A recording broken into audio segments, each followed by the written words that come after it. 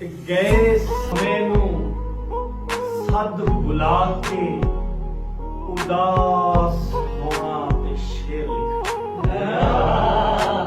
ਗਏ ਸਮੇਂ ਨੂੰ ਸੱਦ ਬੁਲਾ ਕੇ ਉਦਾਸ ਹੋਣਾ ਤੇ ਸ਼ੇਰ ਲਿਖਣਾ।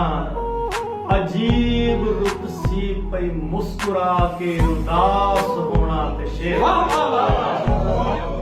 ਉਹ ਜਿਸ ਦਰਿਆ ਦੇ ਪਾਣੀਆਂ ਨੇ ਨਖੇੜ ਦਿੱਤਾ ਸੀ ਪਿਆਰ ਮੇਰਾ, ਤੇ ਉਸ ਦਰਿਆ ਦੀ ਮਨ ਤੇ ਜਾ ਕੇ ਉਦਾਸ ਹੋਣਾ ਤੇ ਸ਼ੇਰ।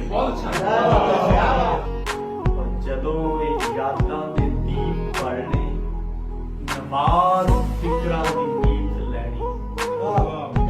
ਜਦੋਂ ਇਹ ਯਾਦਾਂ ਦੇ ਦੀਪ ਪੜਨੇ, ਨਮਾਜ਼ ਫਿਕਰਾਂ ਦੀ ਨੀਤ ਲੈਣੀ। ਤੇਰੇ ਖਤਾ ਨੂੰ ਜ਼ਿਕਰ ਨਾ ਲਾ,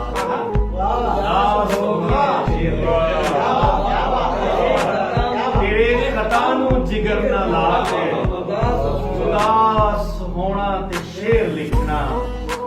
ਕਿ ਉਦਾਸ ਮੈਨੂੰ ਨਾ ਵੇਖ ਸਕਦੀ, ਕਿਸੇ ਦੀ ਅੱਖ ਸੀ ਉਦਾਸ ਹੁੰਦੀ। ਉਦਾਸ ਮੈਨੂੰ ਨਾ ਵੇਖ ਸਕਦੀ, ਕਿਸੇ ਦੀ ਅੱਖ ਸੀ ਉਦਾਸ ਹੁੰਦੀ। ਕਿਸੇ ਦੀ ਅੱਖ ਤੋਂ ਮੈਂ ਲੁਕ ਲੁਕਾ ਕੇ ਉਦਾਸ ਹੋਣਾ। ਉਦਾਸ ਮੈਨੂੰ ਨਾ ਵੇਖ ਸਕਦੀ, ਕਿਸੇ ਦੀ ਅੱਖ ਸੀ ਉਦਾਸ ਹੁੰਦੀ।